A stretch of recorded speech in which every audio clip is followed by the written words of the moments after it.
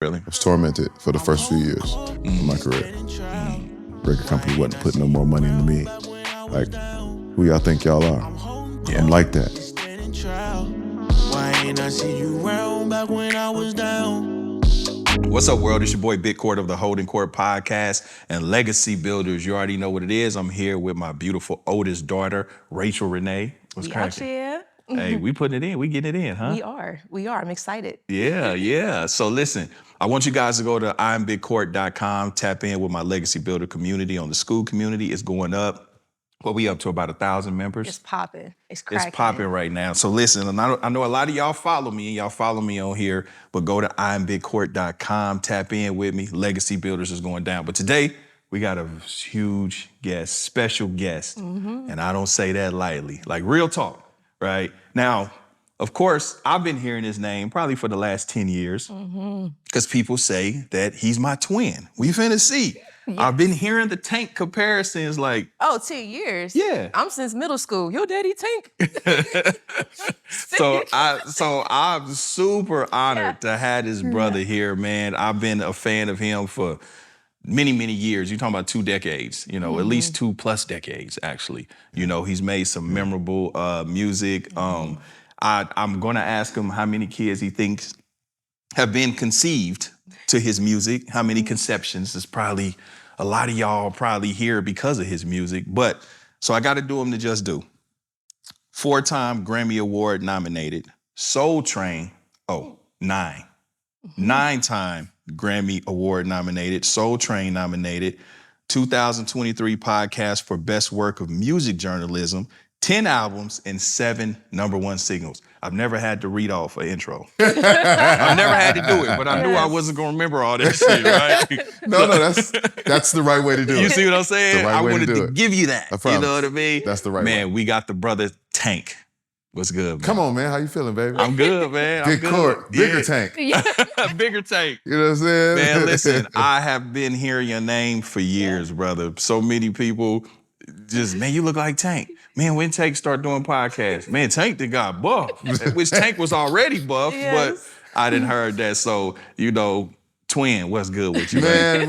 Where have you been? Right. I know, right? You know what the Spider-Man mean? Yes, that Spider-Man exactly. mean? Yep. Yes, but you saying people asking you, is your dad Tank? I went to Birmingham, dude. Great. Yes. Oh, you went to, what do you mean? I went to Birmingham High School right here in Lake In Balboa. Encino. Okay. And he dropped me off one time, and seriously, they was like, your daddy Tank? That's great. In middle school? In middle High school? Yeah, high school. Tank is for the kids, man. The kids. Listen, man, Tank, I've been hearing it. I hear you. I get compared to you. I just got pranked by Gerald Houston. You know, the nigga that go up to people and call them the wrong name. Yes. And he called me Benny the Butcher. Oh my God, I knew that was you, bro. Benny the Butcher, bro. Benny the Butcher. You was messing with Freddie Gibb, baby mama. Bro, I ain't no Benny the Butcher, bro. He called me. Are Benny the Butcher. He called me Benny the Butcher. But then people still in the comments, nah, that's Tank. That's Tank. It's like Or Michael Jai White. it's I like hear that. Tank the Butcher. It's you gotta blend it. Tank the Butcher. That's who you are from now on. Tank the Butcher. Yes. See, now that's gonna be in the comments. Yep. I ain't gonna be able to That's your new escape it nickname. now. Absolutely. I ain't gonna be able to You're not gonna be able to escape let that down. You're not gonna be able to get a job with that name. You know, Tank the Butcher. not a good Maybe one. you deserve better. Yeah. Maybe. Hey, listen, I wanna get right into it. But you know what? I want to say something to you, really. Man, I appreciate you, brother. We see each other in the gym. It's my brother in iron. And you've always been so gracious and so kind. And there's been times where you'll see me and you'll be like, brother, I see you. Keep doing what you're doing. Yes, sir. I see you. You know what I mean? And you said it on days where I probably needed to hear it. You know, so I appreciate that. I just want to say that. sir. Just, you know, us as brothers, you know, we have to lead by example and we have to support each other and encourage each other. It ain't all that other shit, you know, because we could, you know, niggas could be on some bitch ass nigga shit like, man, that nigga, he think he, you know, that type of shit. But I appreciate that. I just prefer like again, like us as brothers, I prefer we, you know, I miss I wasn't there for the old days when black was truly the connective tissue. Where it was like when you saw your brother, you made sure your brother knew that there was another brother around. That's and right. that he was safe. Yep. You know what I'm saying? Because the world was, it was a little different back then. Yeah. So brothers had to be like this. That's right. If it jump off, Exactly. Right. I got you. And so, I lead with a smile to first diffuse, to diffuse the tough shit because everybody, the toxic masculinity.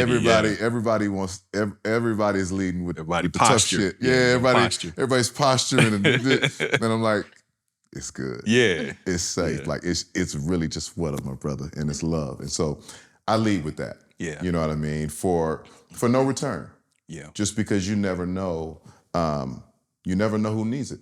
That's a fact. And you hit me on days where, it was welcomed and Yeah. it was well received. Yes, sir. And I was like, Yes, sir. man, I appreciate that. Yeah, anytime. Yes, sir. Because, Yes, sir. life will kick your ass. life you like a motherfucker. Nobody is immune to the trials and tribulations of life. And it could be a million and one things. It could just be you in your head on shit. It could be past shit. It could be present shit. And sometimes, you just need to hear. It's so crazy you say that because, my brother Kevin Gates, he comes in the gym. Kevin comes to the gates, goes to the gym too. And like as you're saying that, like I saw him the other day at the gym. And me, I'm very like, when people are getting their work in, I'm very like, and I don't disturb people's work because to me, like that training ground, like, you may have an hour, 45 minutes to really get it in. Yep. And all that socializing. Yep. Yeah. Hey man, I get to that, but I'm here for a purpose. That's your time. Right, Me it's your time. And so Yep. I don't like to interrupt, you know what I'm saying? So certain people, I just, I nod and keep it pushing, even though we have great relationships. Yes. And, when I saw Kev, he was sitting down and I just walked over to him. I was like, man, you good? He's like this.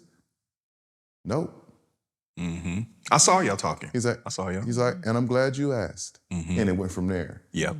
You know what I mean? And so for me, like, again, I just always want to lead with, my motto is I'm just here to be of service. Yeah. Oh, that's dope. I say the same thing. I'm here to be of service. And I don't, I let the universe decide what the rewards are. You know what I'm saying? I just do what I love to do and I be who I love to be. That's it. So I'm gonna take it back a little bit. Growing up, Milwaukee, Midwest. Yeah. What was that like? And you grew up in the church as well. I grew up in the church and in the street on accident. I just happened to live in the streets. What is Milwaukee like? Because I know Milwaukee to be a whole lot of player shit, whole lot of pimping. Whole lot of pimping, whole lot of gangster disciples, whole lot of vice lords. At one point, there was another gang, 2-7, like a whole lot of spray painting on your garage and a whole lot of all that, which I thought was normal. We played or tried to play basketball with the gangsters at the 38th Street Park. Only one of my guys was actually good enough to play with him. My guy Danny. Yeah. He was just gifted at basketball. So, all the gangsters would, little Danny on my team. And they would pick and I'd be standing like this. I just had to watch. And we just thought that was normal. Yeah. We'd go to the park and watch the older guys play and, somebody get fouled too hard, somebody go grab their gun, sit it under the goal and say, now foul me like that again. And we'd like this, somebody gonna get shot. Check up. It was normal. But then from there, I'd walk 5 blocks and go to church. Wow. Not a safe 5 blocks. So you have to walk that 5 blocks with your head on the swivel. Sometimes you have to run 3 blocks. Sometimes you walk fast, and sometimes it was a blessed day where you actually just got to walk regular. Like, okay, today was a good day. You know what I'm saying? Did you have siblings? I have a younger sister. Okay. She wasn't born yet, and I had an older brother. I didn't grow up with my brother. Okay. He was raised in Detroit. I was raised in Milwaukee. And at this point, my parents, my father was stationed in Greece and Italy. And so my mom went with him. My daughter was born. My sister was born. They took her. My grandmother wanted to keep me because she wanted to put me in the special school. It was a Spanish immersion school. So it was a school where I learned Spanish as my first language and English as my second.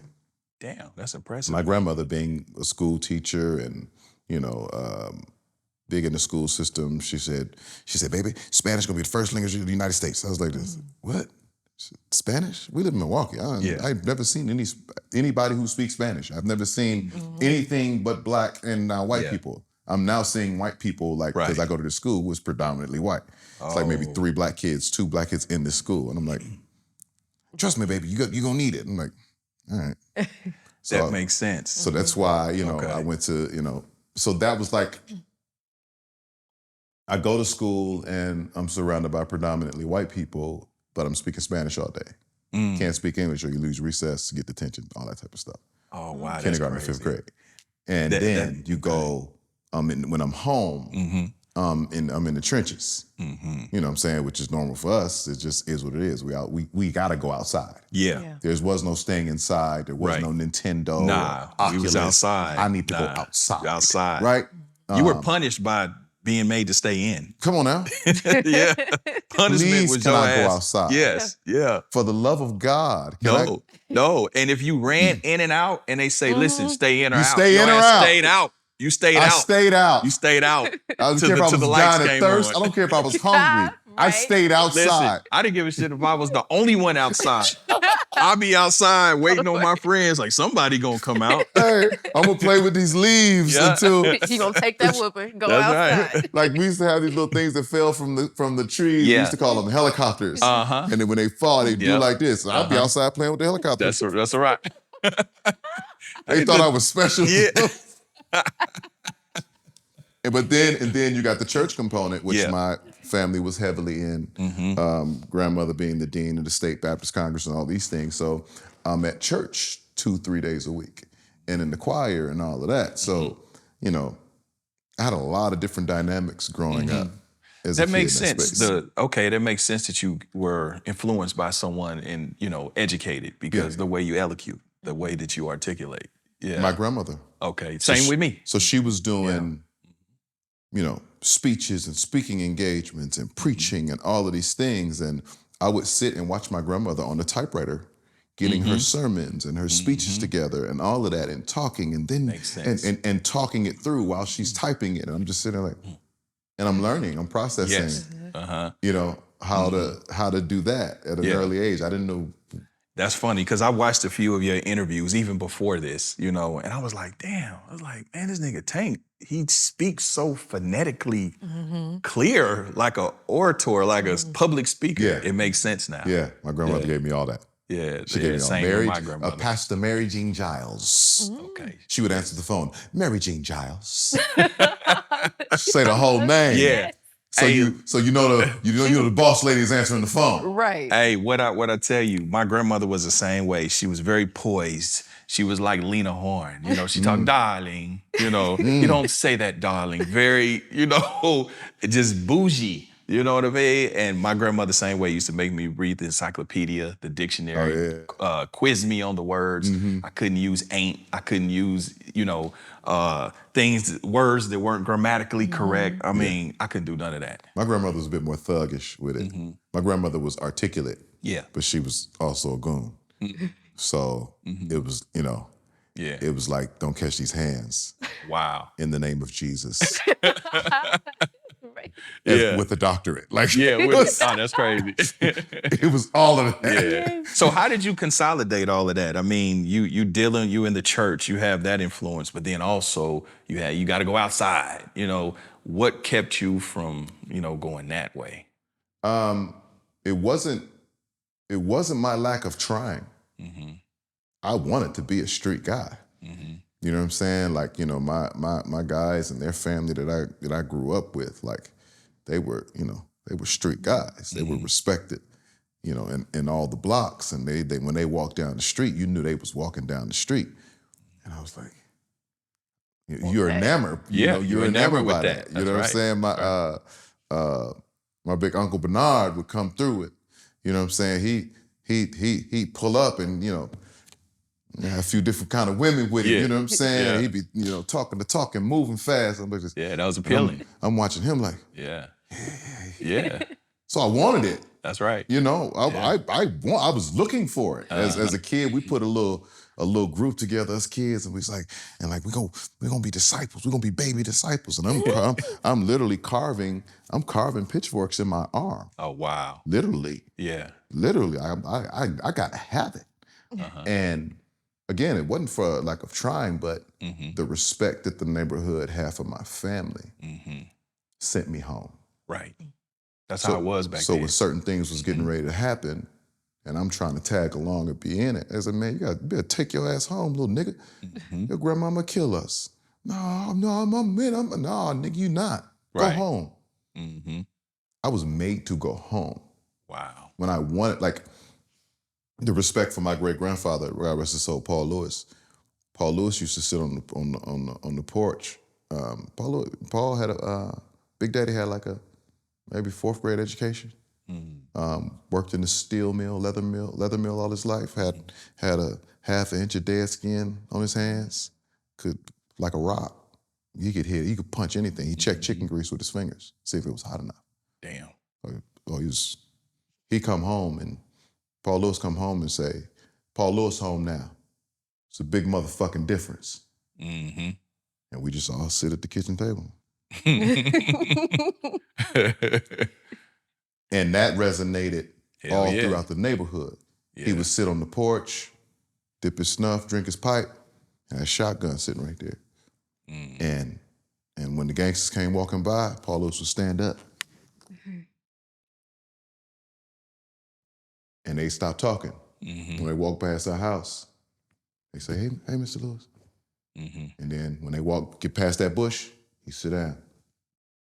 And then they start talking again. Damn. Old school gang. Yeah, I know. When you refer to yourself in third person, you a bad motherfucker. Yeah. Bad Paul Lewis. Paul Lewis. Paul Lewis. Bad right. motherfucker. Yeah. And so, again, it wasn't for a lack of trying. The respect that, you know, that the neighborhood had for my family. So now this ain't you. We could never let you in this. When did you discover your instrument? When did you know you could do that? I always knew I could sing, right? But I didn't think I was special. My cousin Keisha sang, grandmama sang, cousin Michelle sang, cousin Kat sang. Everybody sang. So it was like, Auntie Betty taught all of us how to sing. My big cousin Alfonso, who I ultimately, that's who I was trying to be. He sang, played every instrument. Yeah. Just was what it was. I was like, I'm just part of all of this, right? I didn't get any leads. I didn't get no solos. My cousin Keisha got all the solos. Yeah. So she was apparently more special than I was. Yeah, at that time. At that point in time. At that time, yeah. It wasn't until when I moved to Maryland, when my father and mom came back and took me to Maryland, like second half of my 6th grade year. And the school I went to was a new school. They was like, we need somebody to sing. I think it was Lift Every Voice and Sing. I was like, I can sing it. And I started singing it, and everybody was like, and they was looking at me strange. And I was like, they were like, I remember the principal, his name was Mr. Schofield. He was like, you can sing. I was like, okay. And then I did something bad. Something I was supposed to do. He's like, you're not gonna be able to sing during this. I said, I don't want to sing, nigga. I was still that. Yeah, you still that. I was You're still, in that you know what I'm headspace. saying? Yeah. I don't want to sing, nigga. Yeah. 6th grade talks to the principal. Yeah. What's happening, nigga? Yeah. And so I didn't get to sing then. And then 7th grade, I went to a school where I didn't sing at all.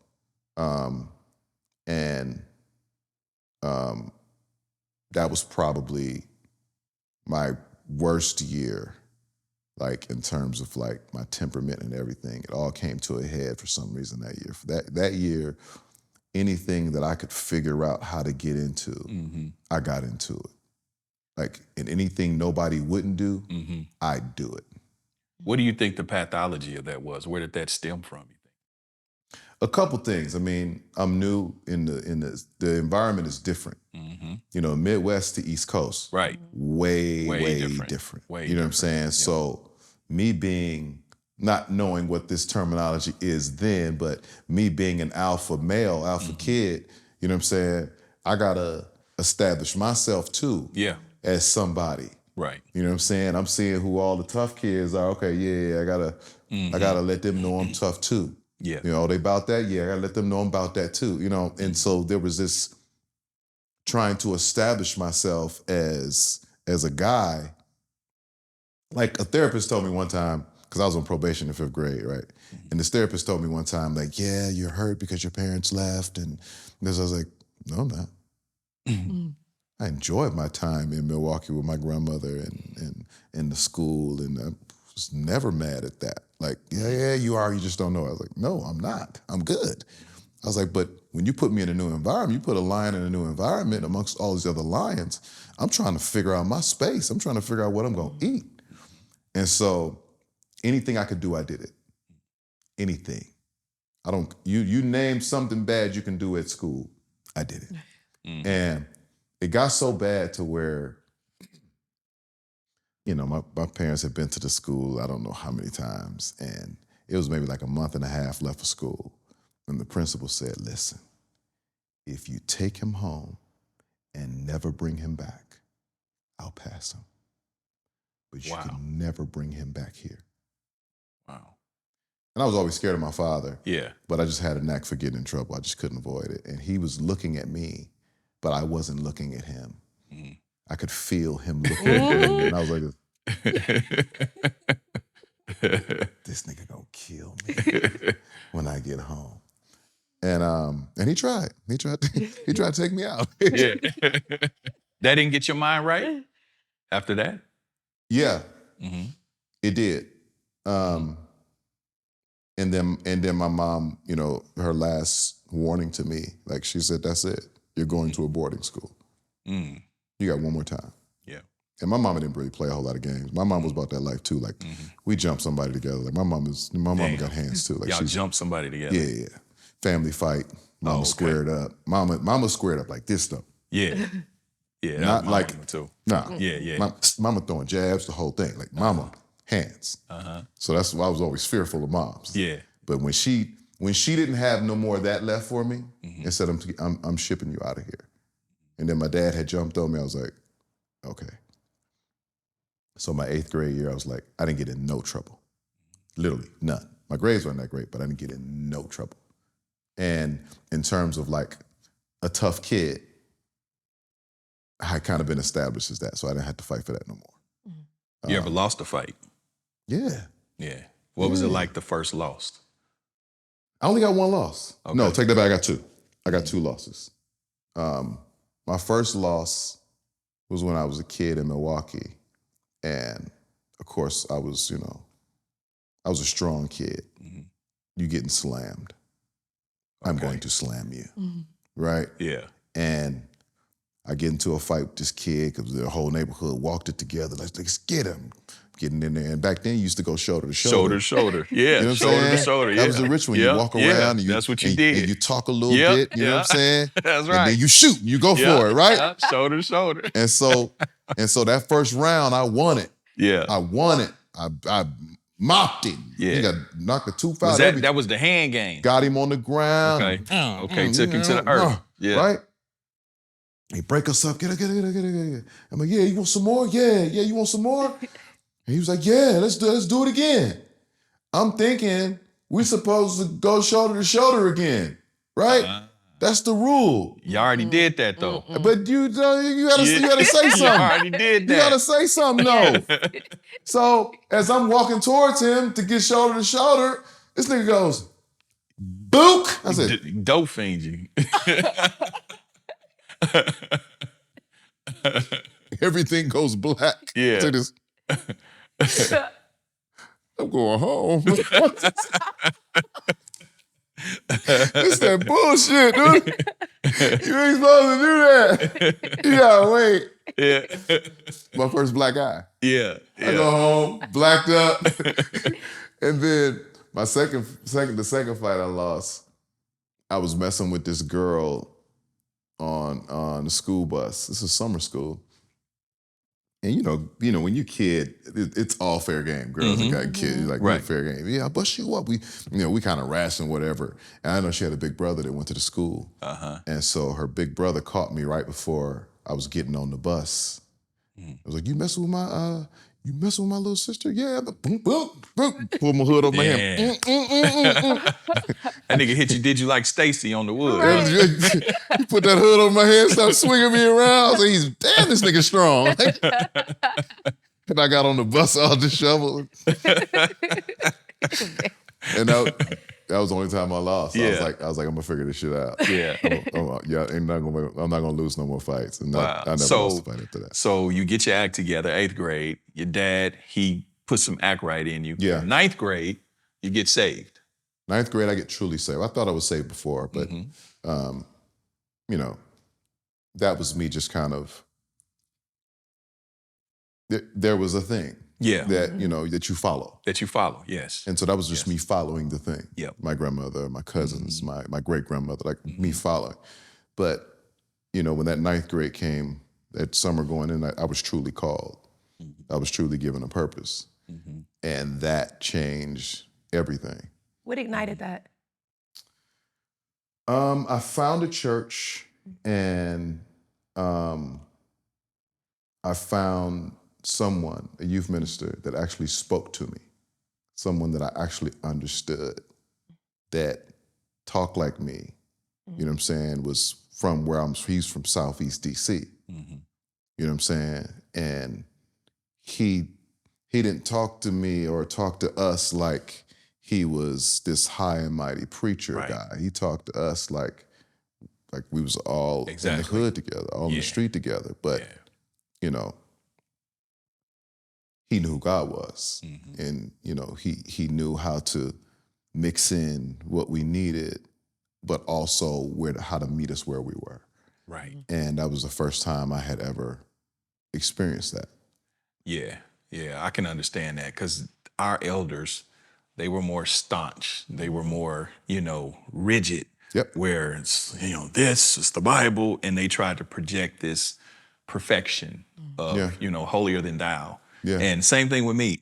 I tend to identify with people that are like, no, I'm just like you. Yeah. I'm just up here talking, but I know the struggles. Absolutely. I've made the mistakes. I've been to prison, and then I got saved. It makes it more relatable. Yeah. So it was like that, and then he was like, "You sing, right?" I was like, "Yeah, I sing." He's like, "You play?" I was like, "Yeah, I play." He's like, "Come on, help me with the choir." Now I got purpose. You know what I'm saying? Now I got something to do. I was like, well, I kind of write songs too. I was like, write a song. We'll teach you to the choir. Now now it's getting deeper. That's where you developed your skill doing that. Really honing my, and I'm not, I'm just now so in love with this new place. The connection is so different. It's kids like me that are all in this place now. It's a gang of us. It's like 20, 30 kids. Yeah. And we're all having fun, because church up until that point wasn't fun. Right. It wasn't cool. Exactly. And this guy, Reverend Tyrone Petty, he made it fun and cool. Like, let's go to the movies. Let's, you know what I'm saying? Like, let's go skate. Like, let's, you know what I'm saying? Do you remember the first time that you did, that you completely orchestrated, the choir, and you heard your song for the first time, and just everything that you put together? Do you Yeah, remember I that remember it. feeling? Absolutely. Yeah, I remember doing it with my group first. And that was the moment I knew I wanted to sing. In 9th grade, there was this assembly, and it was like, I was in chorus, and they were like, well, we need somebody to sing for the thing. And I was like, well, I'll sing. These other two guys, they were in a group, a church group outside of school, but nothing in school. And they was like, well, we're in a group, we'll sing with them. I was like, all right, okay, well, I got this song I wrote. You guys want to sing that? It's like, yeah, let's sing it. So I taught them the song, and we get in front of this big assembly, the whole school, and we start singing, and they had like the first couple of leads or whatever, and then I start singing my lead, and at that time, the falsetto was a thing. You know what I'm saying? And I go into my Howard Hewitt.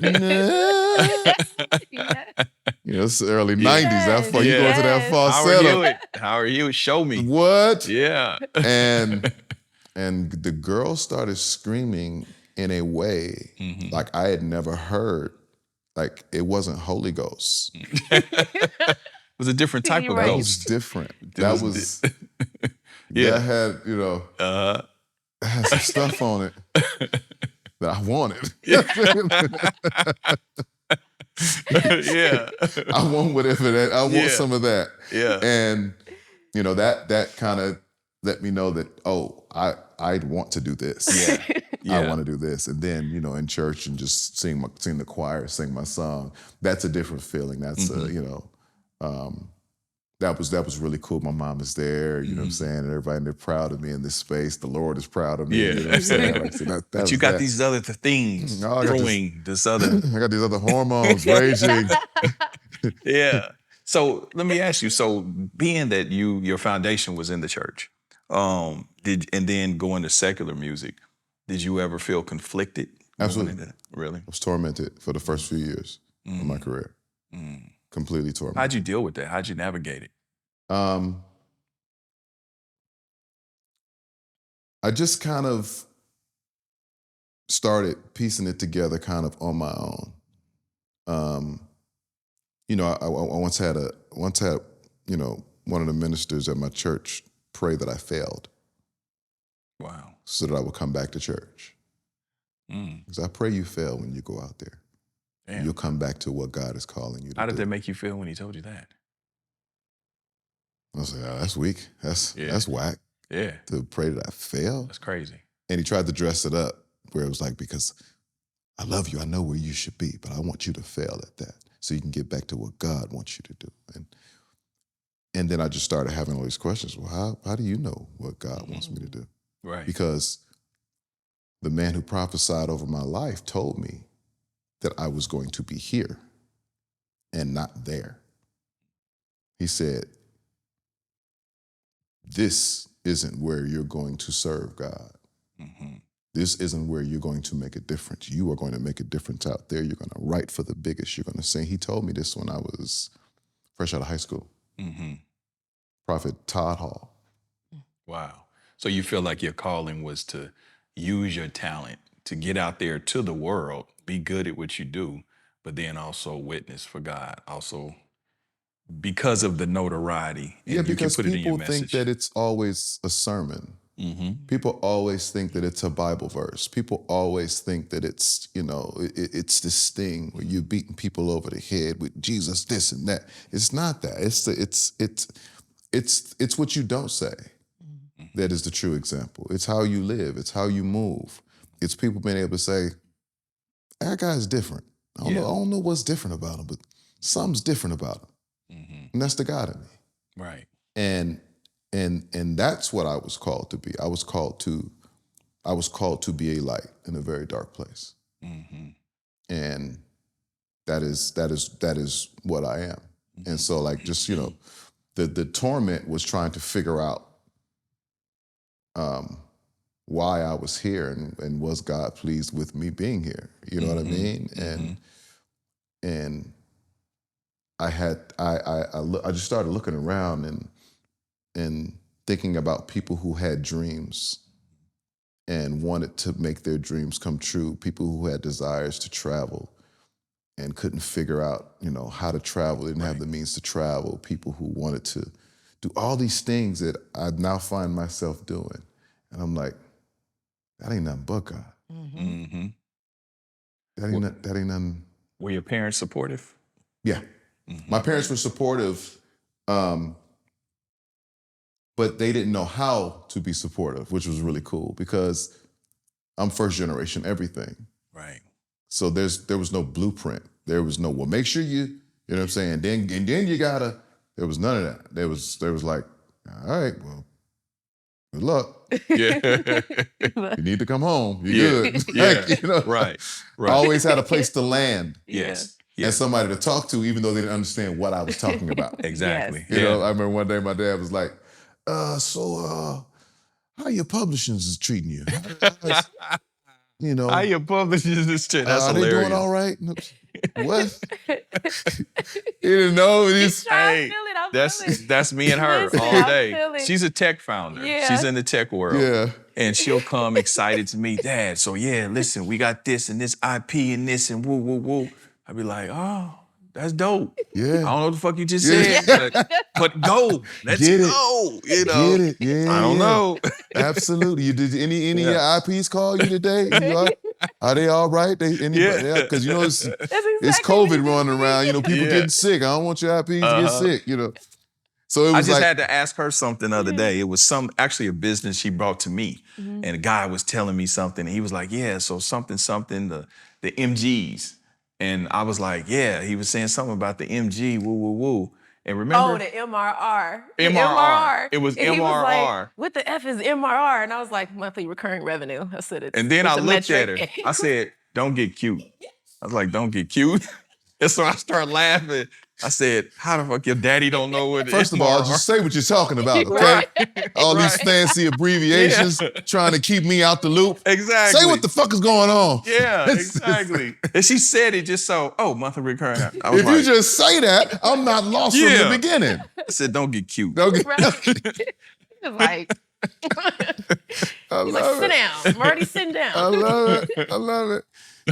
Yeah, but yeah, the conflict was there, and yeah. Once I realized that I was where he wanted me to be, and that I was being blessed to live out my dreams. I was blessed to live beyond my dreams because I never imagined any of this was possible. Right. I never knew. Once the TV went off, I didn't know how you got in there. I didn't know. I just saw it. It's magic. Yeah. And then all of a sudden, I'm part of the magic show. Right.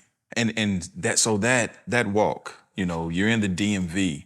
How did you come across, because Ginuwine was your first connection to the business somewhat.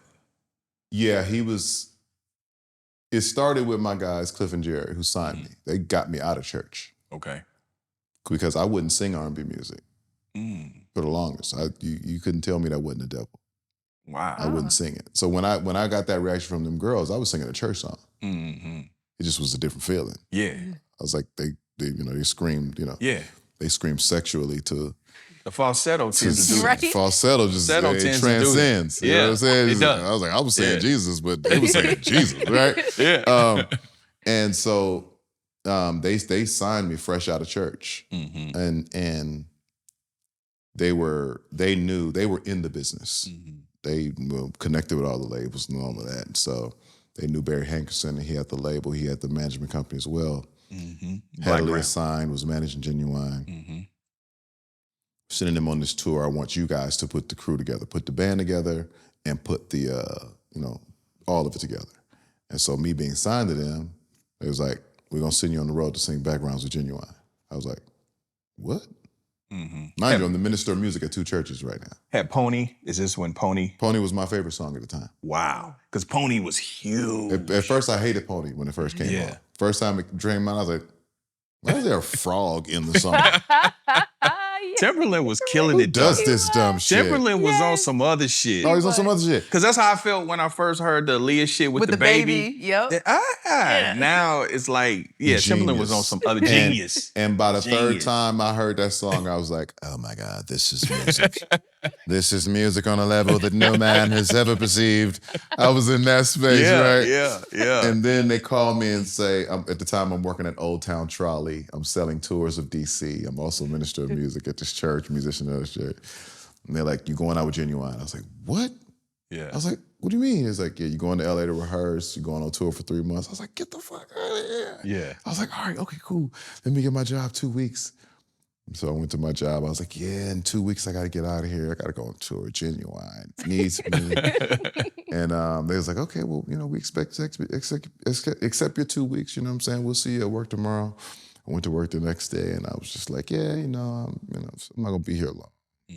Just kind of finishing out, And then the second day I was supposed to come back, I was like, yeah, I'm good. I don't think I'm ever coming back. I know I gave you 2 weeks. But good luck with that there, Ginuwine. Things are getting different. Yeah. And I didn't know what to expect. I'd never done anything on that magnitude. Had you met Ginuwine prior to that? Never met him. What was it like the first I'd seen time? him walking through a mall one day, but I'd never met him. What was it? What was y'all first encounter like? First encounter, we get to LA, get to rehearsal, first day of rehearsal. Mind you, I'm an overachiever, right? So when they said I'm going on the road to sing backgrounds with Ginuwine, it was me, my guy Jonathan Hall, and Tim Brown. We all the dope singers in DC Maryland. And I called them. I said, hey guys, we need to rehearse before the rehearsal. They was like, what you mean? We rehearsing? No. We need to be ready before we get to LA. I got the album. We're gonna learn every song on this album. So when we get to LA, ain't nothing we ain't gonna know. And they was like, oh, this nigga. All right, let's do it. We learned every song on that album. I went through all the parts. So when we got to LA, I'm like, what's happening? Yeah. So Ginuwine comes walking in, he meets all of us. We was saying, hi, good to meet you, what have you. And you know, when you just on the microphone, Ginuwine just loves to just sing. That's what people don't know about him. Ginuwine just loves to sing. At that time, he just started singing, breaking out. So he started singing one of his songs, right? And when he's singing his songs, I am your man. And we're like, only when you're lonely. He like this. Yeah. Tell me, do you wanna come home with me? Tell me, do you wanna get ready? We like, we ready. He like this. Y'all niggas, I said, we know everything. Niggas, I'm about to go crazy. And then he hears us sing and he's like this. I have the best background singers in the world. I'm about to kill it. Like, you know, he's super competitive. And so he's so excited. He runs back to Aaliyah, tells Aaliyah, I got the best background singers on the whole tour. I'm killing everybody. Aaliyah comes to rehearsal 2 days later. I'm like, that's Aaliyah. Yeah. So this is after 1 in a Million and all of that. This is doing Aaliyah the peak. Wow. in the flesh. What? Wow. Full movie, pants sag and Tommy Hilfiger, like shades, long hair. I'm like this. And she's like, hey, how you guys doing? I was like, I'm doing fine. So great. She was a sweet spirit, huh? What was Aaliyah like? The best. I never got a chance to meet her. The best. Like, her and Ginuwine were the perfect people for me to meet. They were perfect in terms of shaping how I would end up being and making sure it was okay to be who I was. Because I met two people who were 100% themselves. No fluff, no Hollywood. Like Aaliyah asked me more questions about me. I couldn't even get out any questions about her. I wanted to know so much about her. She kept asking me about me. So where you from? Like, where'd you grow up? Yeah. Are you from the church?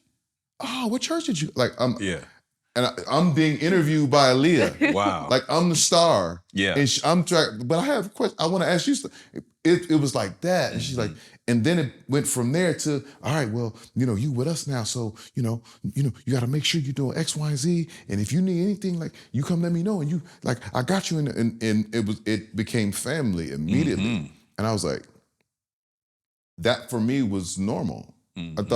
I thought I just meet, I'm with two of the biggest stars selling millions of records, and this is how they're treating me. And so to me, that became the norm. You're supposed to walk in with a smile and greet everybody and show love and be of service. And that's what I got immediately. Like sitting in a theater with Ginuwine, sold out, 5,000-6,000 people, and Ginuwine, we're sitting at the top, just people watching after the show, looking at the line of people that want to take a picture with him, 1,000 people. He said, dog, I'm going to take every picture. I'm going to give a hug to every girl, dog. Like, that's what you got to do, dog. Like, you got to love the people if you want to be around. Like, you know what I'm saying? Don't ever forget about the people, dog. Like, So he lacing you. That's what they taught me. Yeah. So they were perfect. Yeah. They were perfect, and that's what I got to carry with me from all of that. Like the music part of it, that was easy because musically I was a sponge. I could do anything. I could write it, I could produce it, I could sing it. At that point, I could dance it. You know what I'm saying? I could do all of it. So them teaching me that part of it, that was the easy part. But the nuance of how to be a human being in all of this Yes. was the intangible that they both taught me. That is a lot of the reason why I'm still here to this day. Yeah. I wasn't always the hottest artist. Right. My song wasn't always the biggest song. Mm-hmm. But the people who were booking these shows or booking the events, they liked me better. Right. Mm-hmm. Right. I was better to be around. Yeah. Yeah. I was more fun. I was more engaging with their clientele. I was more astute. I was more articulate. I was all these things. More impactful. And I was me. Yeah.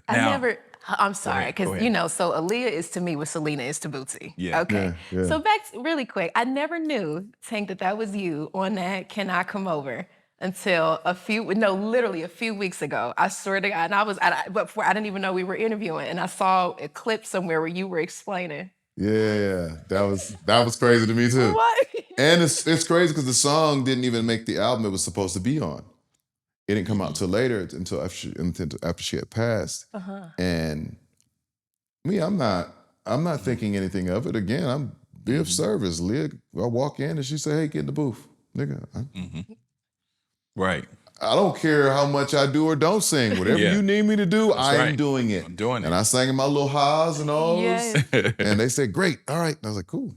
Yeah. And I didn't think nothing of it. And to this day, it's like a legendary, undiscovered, now being discovered kind of thing, to where people are so amazed by these ahs, and I'm like, okay, all right, yeah, okay. Let me ask you this. So now you're kind of thrusted into the secular world at a high level, because we're talking about, for those that probably aren't old enough, I mean, Ginuwine and Aaliyah was huge. Ginuwine was Chris Brown. Yes, Chris Brown. Exactly. That's a great comparison. He was before there was a Chris Brown. Yes, there was Ginuwine. Absolutely. But you're a church boy, and now that little feeling that you was having singing them songs. Yeah. You're like, oh Jesus. Yeah. So how are you traversing this? Because you're out there with no guardrails. You're in the world. Now you're on stage. You're with the hottest artists, and you can have it your way. So was you having it your way? How did you navigate that?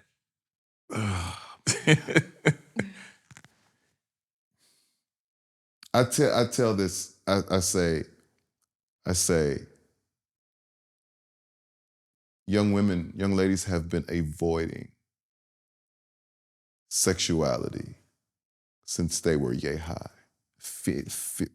blocking it, kung fuing it at a very early age.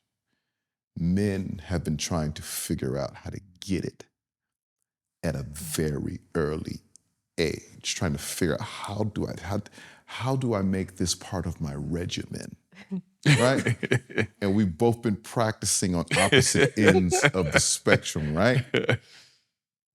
And then I get on tour with Ginuwine, and I have this laminate with my name and face on it, and Ginuwine, Aaliyah, and the tables turn to where women are trying to get it as bad as I want it.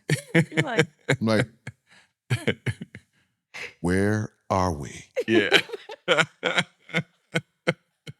It was like, what? You mean to tell me I can eat anything from this buffet? And it's cool? Oh, it was a free-for-all. I learned more about myself in those 6 months that I had knew about myself my entire life. Wow. Boy to a man. Yeah. That was the summer. So let me say this, and I was gonna save this, but I think is a good segue now, because you're very open about things that you like, just the whole experience of man, woman, and you said a lot of crazy shit. Yeah. And we've talked about this, and some of it, I was like, I don't know if he's trolling or if he's just really speaking his mind. So you've experienced a lot So explain to me, big pause, when you said that, what did you say? A man can have his legs up or something to that degree. You said Oh, it you're on talking the about Breakfast Club. the salad tossing. Yeah. Is that one of the things that you experienced or doing that? Yeah. Yeah. look. Yeah. Yeah. And reluctantly so. Yeah. You know what I'm Was it saying? a thing where you like, you know what? I don't know if I should like this, I but do it don't one more know. time to see if I do I like it or don't if I know don't. if I should let you do that. I don't know. Like, you want to lick where? Where does that Wow. come from? Because the reason I'm saying that is what I can appreciate about you and I commend you on, especially in this social media age. You don't give a shit about what people think or say. You stand in it, 10 toes down, which is commendable. Which us mature people, we know what you're saying, right? Right. We get it, Right. right? But for all the other people, you don't give a shit. You are that secure with yourself to say, well, yeah, I may have liked it. I may like it. You catch me on the You day. can't. We were here before all of this. Yeah, There was so much life before social media. that's right. You know what I mean? And then once you realize that social media is not really a real place, That's a fact. that most of the time it's not even real people with real feelings and real thoughts, you get out of being programmed by it. That's right. Like any crazy thing anybody has ever had to say to me on social media, no one has ever said it to my face. Right. That's a fact. Yep. They never do. Ever. They never do and never will. And you're not real. Right. Right? Mhm. And more importantly, if you're not for me, you actually don't exist to me. Right. You don't even matter. Right. Like, I'm only for the people who show up. Right. I'm only for the people who agree. Mm-hmm. I don't mind having Yeah. back and forth conversations Dialogue, with yeah. people that I don't mind exchanging dialogue with, Exactly. right? But for anybody else, Yeah. if you're not with me, Yeah. I don't even know that you're alive. Right. Let me ask you this.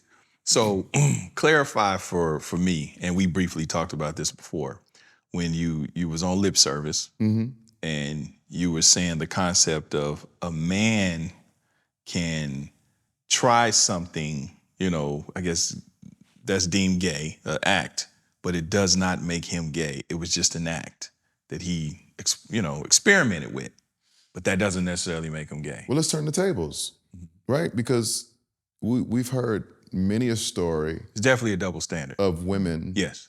Well, I was in college. Right. And, Right. and it was just a wild time. And I was Right. just trying to figure out me. Yeah. And I dated a few girls. But once I found Timothy, we've been married for 20 years and we have 4 beautiful kids. And this is who I am. Yeah. We never second guess that. Mm-hmm. We never second guess that. I'll even go a step further. If there's a white guy to say, yeah, it was this wild frat party, man, and they just, Think about it. my bro, he just, he kind of lightly penetrated me, but it was just, we were just having fun, man. Like it was just, Big pause. you know what I'm saying? Yeah. We were just having a wild time, man. It was like 3 kegs, we down 3 kegs. So let me ask you, so what you're challenging in that is not necessarily, am I hearing the challenge of It's sexuality us. or It's the double us. standard? It's us. Mm-hmm. It's us. There's something about When you say us, black men. Yep. black men, okay. It's something about black men and the homosexual conversation Mm-hmm. that is a mess. Mm-hmm. The phobia as it relates to black men is the elephant in the room. Mm-hmm. And no one will actually articulate their devastation, right? Because you have to think like for a black man, the worst thing to be called Yep. It's gay. is gay. Yep. Like the first thing somebody's going to allude to, whether you are gay or not, when they're trying to assassinate your character Yep. or get off the highest joke imaginable, Yep. they're going gay first. Gay or snitch. Or broke, Yeah. right? Or broke. Yeah. But But Yeah, gay so that being is number one. trying to figure out how to make you gay Yeah, is at yeah. the top of that list. that's a fact. So it stems from, right, something within our culture that has created this stigma Yeah. that is the somehow there's a program to make black men gay. Like you see it everywhere. Yeah, for sure. There's an attack on, Yeah. on There's an agenda. strong black men. But who's the attack coming from? Do you believe there's an attack? How? No, I'm asking. Do you believe Again, that's my answer. Oh, how? How? Well, I think as people say it, through media, through fashion, through what's acceptable. Because To who? Because, like, if you think about it, back in our generation, we're the exact same age. We didn't see homosexuality. It's been around since the beginning of time, but it was your auntie's friend, your uncle's friend. You know what I mean? Yeah. But now it's more in your face, more acceptable. It's more mainstream, actually trendy. You know? Well, the world has gotten smaller. And so now we know that more humans exist. And we're actually able to see those humans living out their lives. We weren't able to see that before. I didn't know what was going on outside of Milwaukee, Wisconsin. Right. I have a clue. Right. About my 4 blocks from 38th Street to Sherman Park, that's all I knew. Yeah. But I have a question for both of y'all, Yeah. because coming from y'all generation and y'all came up with your princes and, you know, the the Androgynous, jokes, the yeah. androgynous I era. didn't know what that was. I Yeah. just thought But he what was. made that masculine and now not masculine? I thought that cameo. I thought Yep. that's Full what they was. force. It's just what they wore. Yeah. You know? No, that's a fact. But I think it was a different context too. You know, Rick because James. I thought. yeah, because that was in the context of entertainment, right? It's showmanship, right? So whereas we never saw anyone like that in real life, right? Right. We only saw people on TV that look like that. Nobody, like, that's what I'm saying. Like, it's so funny because my gaydar was it's so messed up because I wasn't exposed to it. I never No, I seen. remember when we went to Atlanta. Right. you I never yeah. seen a overly, you know, explicit gay But it was person. exposure, but it wasn't necessarily a difference. But think because- about this. Again, where does the agenda come from? Because we're talking about Prince. We're talking about Michael Jackson. Right. We're talking about Cameo. We're talking about Rick James had beads and braids. fact. Extensions. I mean, that street songs, he had on red leather boots. like on the we're talking. album. I portrayed Rick James in a lip sync battle. Yeah. Those heels hurt. Yeah. You different Right. if you can survive. Right. You can do a show in those. Facts. Right. Prince used to wear heels and would Like, take your woman When I in heels. talked to Babyface, he was like, it was called being breed in Minneapolis. That was the term for dressing and looking like that. What does that And mean? Being breed? What? That look, that Okay. androgynous look. Okay. The hair, the shirts, Yeah. the tights. What was the purpose of that? What that was- was the look. That was the look. That meant you were in. Okay. Okay. It didn't mean you Right. were gay. It Right. meant you were in. Right. Oh, you breed. Yeah, you one of us. You're a star. You're a whatever that Yeah, is. So you're different. We You're not- celebrated that. Yeah.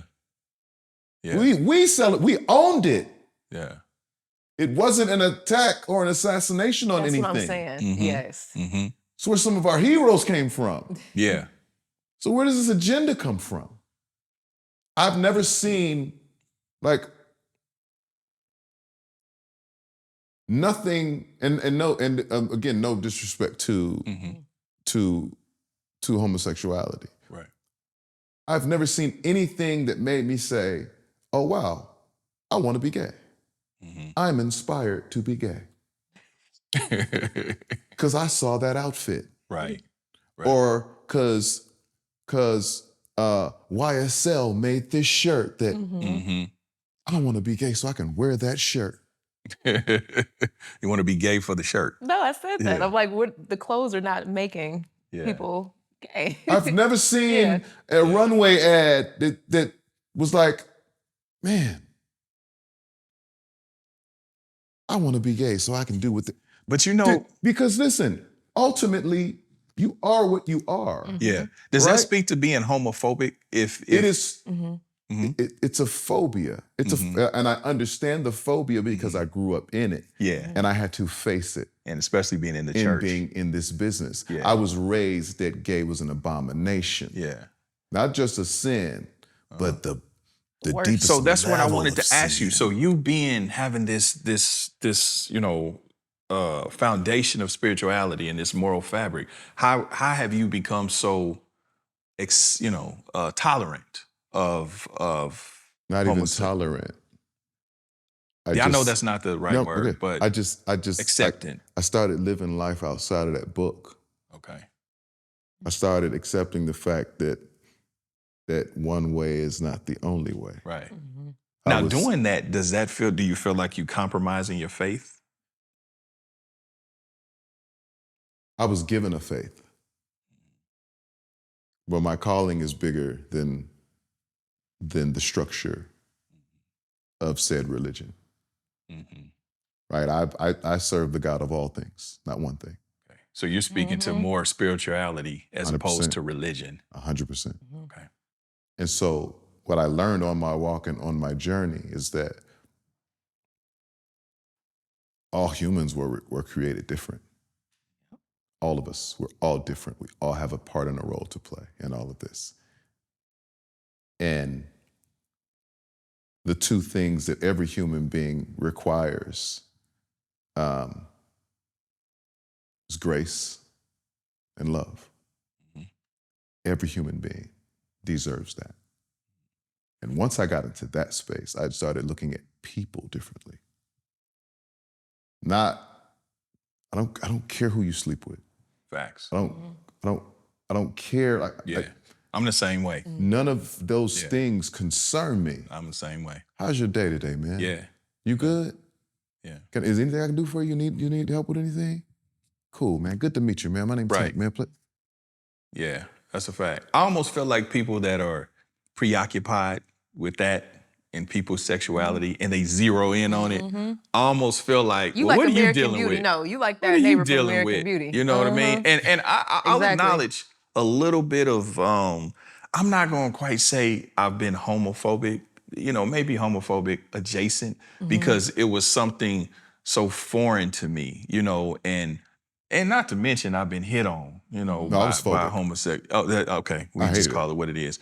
And I've been hit on, and it always made me feel uncomfortable. And I remember I saw something on social media where a gay dude was like, man, y'all straight dudes are so arrogant to think that every gay man wants you, And I'm like, yeah, but I've been hit on by y'all. And it was traumatizing to me, And maybe that's the phobia of being traumatized by that, What is traumatizing about it, though? Like if a man, if he doesn't know or if he's around and he's shooting his shot. Foreign. It's just foreign. That's what it is. It's foreign. Yeah, no, it's I'm really uncomfortable. asking. It's No, I get uncomfortable. it. I had I a was in stress, Atlanta. me. I was in scared. Atlanta shooting a movie, the movie that I just had come out on All Black. And man, this dude was on his cell phone. And I think it's a thing where he act like he saw a bad bitch. Like he was on the phone. It was like, oh my God. And I looked like, fuck he talking about? Where's she You at? know what I mean? Yeah. And niggas basically asked me, out. I didn't know where he was going with it. I had my suspicions, but I didn't want to be rude. You know what I mean? And so he's, on some other shit. And I was like, but my first thing went to man, I don't have to fuck this nigga up. It's the first thing you go That's to. the first thing. But then I'm older, so I'm trying to be more intelligent about it. And, but he caught my drift and he was like, oh, no disrespect or whatever. But then it starts making me thinking well, what is it about me that made you think that was okay? So now I start feeling like when I'm around that maybe I need to be a little less friendly. Cause what y'all, turn your what shit the up. fuck? Yeah. I can walk in like this, but then, somebody had said to me that I don't know in that world culture, I don't know if they're attracted to men who are, straight or look straight. You know what I'm saying?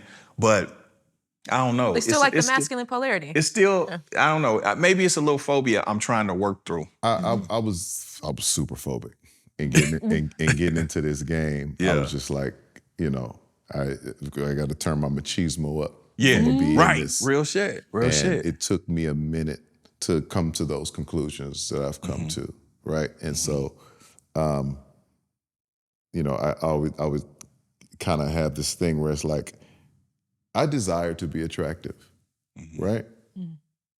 And not overly trying to be, but I pray that I'm attractive. But in hoping for that, and in being careful what you ask for, being attractive doesn't have limitations. Exactly. I got this little joke I do sometimes where it's like yeah, I'm attractive. I get it. You know what I'm saying? I was walking down the street the other day, and this dog came running up. Big pit bull came running up, and I thought he was getting ready to bite me, and he just grabbed my leg and started humping my leg, and I looked down and I started to knock him off me, but I let him finish. You know what I'm saying? Because I'm attractive and I understand what he's doing down there. You know what I mean? So it's kind of my joke, but it's like I don't know. Go ahead. You want to be attractive and you want to be all of these things, and you have to understand that that's not linear. Yeah. It's universal. And so, I had to accept the fact that, man, I have so many different kinds of fans. Yeah. I have so many different kinds of people who not, only look up to me, but that are attracted to me. Yeah. And so I don't take offense to it. Yeah. I just make my position clear. Right. That ain't me, young fella. Because Right. I've had that in Atlanta. Man. Is walking through Lenox Mall, Bruh. early 2000s. Man. Oh, bruh. Listen. Yeah. I'm walking through there, and a nigga hit me with the and I'm like, but it's like 4 of them. Yeah. And they all way bigger than me. Yeah. Yeah. And I was like, let me not say nothing before they try to take it. Hey. Last thing I want to do is wake up and be, I know, what y'all right? do? Been violated. Yeah. Hey, listen, I got a similar story. Lennox, same thing. I'm with my wife, with her mom. Yep. And I'm down there and I'm on my rapper shit, right? I'm court dog back then. And so we going through Lennox. I have no idea. Again, I'm not exposed to this world like that. I'm not around it. And, and so my wife says, damn, babe, you see everybody looking at you? And I'm thinking, I was just on the cover of Murder Dog. Yeah, they see me. You know what I'm saying? Like the album just came out. Like, it's cracking. I told you, babe, we gonna get it. We gonna be it. And so it wasn't until we was, I don't know what store we was in.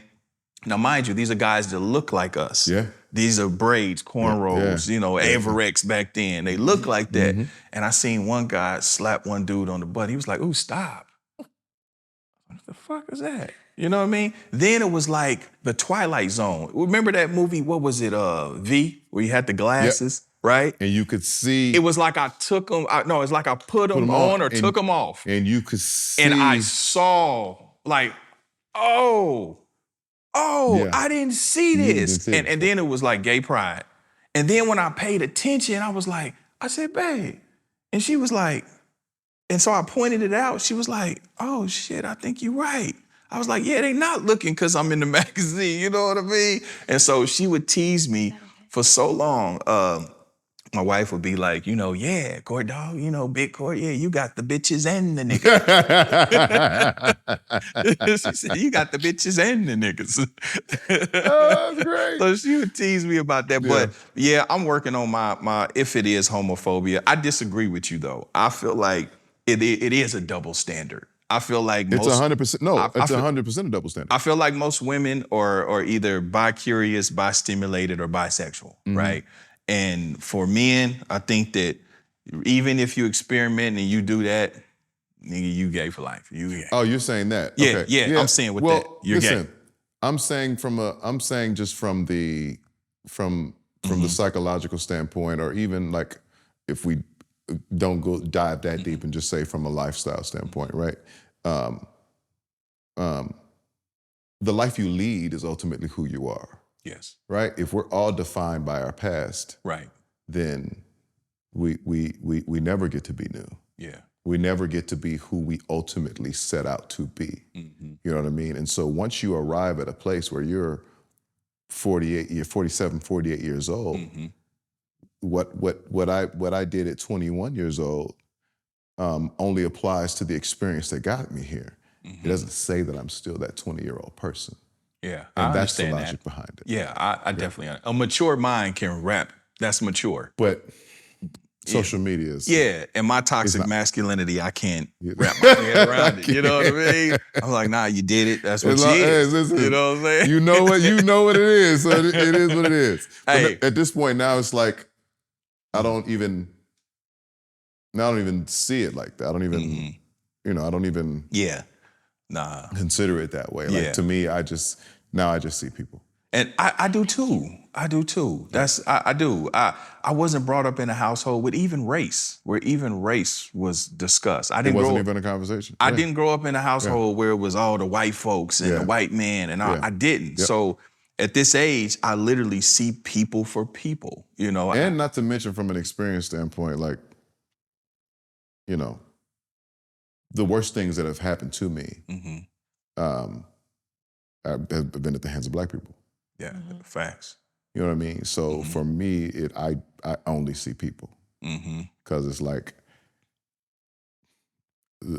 if I'm talking experience, Yeah, if I'm gonna hate anybody, yeah, yeah, yeah. and I can't do that, but if Right. I'm gonna hate somebody, Right. I'm gonna hate the motherfuckers that did me wrong. Yeah, I got in trouble for saying that on our Tariq Nasheed interview, and I was saying the same thing. I was like, man, when I go out of my house, not to be hypercritical of our culture, I love our people, but when I'm in society, it's not the white man that I feel an immediate threat from. Yeah. You know, it's usually somebody that carries my energy that looks like me, that I'm kind of like, you know what I'm saying? Yeah. Like, even when you walked up in here, you know what I mean? You walk, like I got to be on a swivel. Now if I had Brad and Chet up in here with some glasses on, you probably wouldn't, but if I had Day-Day and them up in there, your energy might have been like, yeah, so shit, that's cool. That's your man's right there? Yeah. Shit, okay. Well, I'm different. I'm a diffuser. And I got my smiles on, you know what I'm Yeah. saying? But I'm processing the exits. I'm processing the things that I can use to hit a nigga over the head with. Yeah. I'm doing all that math. I already know. Every time my camera guy came around, I know he. Yeah, make sure. Oh, nigga yeah, it's the quiet, camera nigga guy. walking on his tippy toes. I'm like, okay, this sneaky motherfucker right here. Okay, Yeah. I got you. Hey. But I'm just, Yeah. I'm aware that way. But and it's sad that it's that way. Yeah. But we are our biggest threat. Yeah. Unfortunately. Yeah. And I wish that wasn't the case, and I wish that the programming wasn't such. I wish that programming and the social engineering has done a it number on us. It did a number on us, Yeah. and we just can't see it. We just can't see our way out of it. We just keep repeating the cycle, and no matter how much information is out That's there, a fact. no matter how much Google, the Google search engine, accumulates more info. Yep. We just can't. That's why I figure said the at the fuck out. beginning, I appreciated, how when you would see me, how you would greet me, because that hasn't been the norm in my life. We come from the hood where, like you say, you mugging, you posturing, you ain't really, you're not ingratiating people like that. You're not open arms. We deal with each other heavy-handedly. And you know where I learned that? Mm-hmm. I learned it from like, I would be on the road, and when I would get to, certain cities, get to the club or whatever, I would see niggas like looking at me like this. Yep. And I'm like, I don't even know these niggas. Right. And I'm silly. Yeah. Like, I'm always try shit. Yeah. Like, I'm like, I'm about to go say what's up to these niggas. Yeah, instead of running from it, you run to it. I run to it. I'm that guy. Yeah, me too. So one time I walked over to these dudes. I mean, they was in full mug. Nigga, yeah. They in full, like, they plotting, nigga. I'm like, well, hopefully I can avoid getting robbed with everybody else, right? Let me go over here. I'm like, what up, dog? What y'all niggas on, man? They were like this. And these niggas went from this to like, oh, what up, Tank? What up, nigga? What you on? And I'm like, What? oh. Yeah.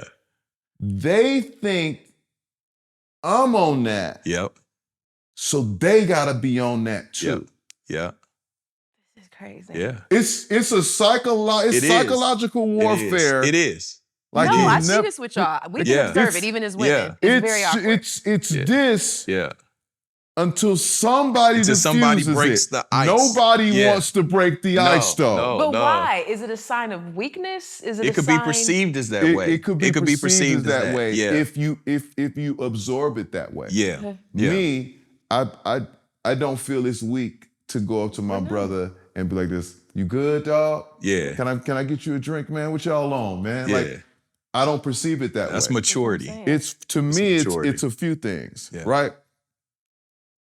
If it's deep, it's showing my brother that, listen, man, you have an ally in here. You know what I'm saying? Mm-hmm. If it's surface and I'm in a strange place, I'm gathering allies. Mm-hmm.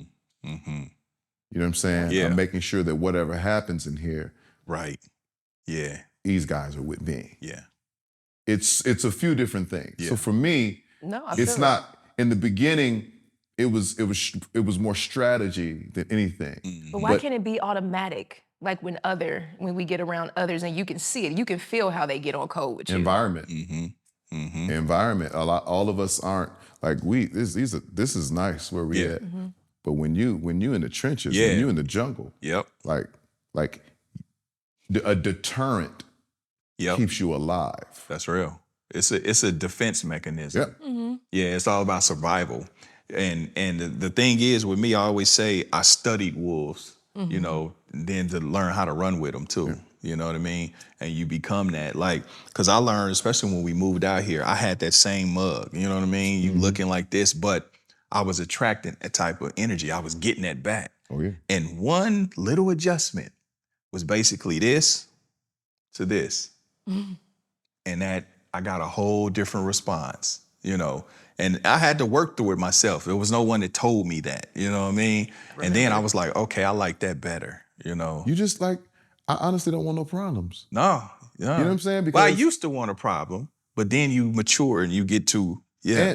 and it was like where I wasn't in a position to be a problem, I've always been aligned with people who would be a problem for me. Mm-hmm.